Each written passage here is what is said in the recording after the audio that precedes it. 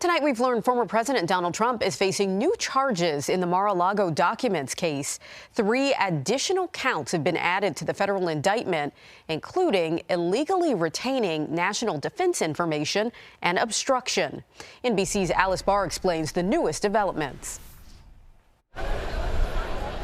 Tonight, new charges filed against former President Trump in the case surrounding his handling of classified documents, accusing him of asking an employee to delete security camera footage at his Florida estate, allegedly to obstruct the federal investigation into sensitive national security documents brought to Mar-a-Lago.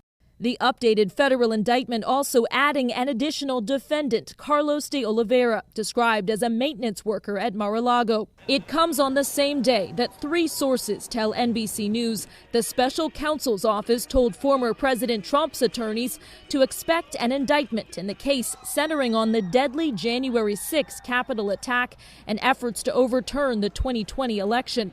That would be the 3rd and in many ways the most serious case against the former president. Mr. Trump disputing that his lawyers were notified about a coming indictment. He and his team adamant he did nothing wrong. This is unprecedented to threaten the president. The former president revealed last week he'd received a target letter that NBC News learned cited 3 federal statutes: deprivation of rights, conspiracy to defraud the United States, and witness tampering. Special counsel Jack Smith's team has been investigating a wide range of alleged attempts to disrupt the peaceful transfer of power, including an alleged scheme to reject states' electoral votes and use fake electors who would back former President Trump instead. The allegations all the more explosive, landing as Mr. Trump is once again the GOP frontrunner in the next presidential election.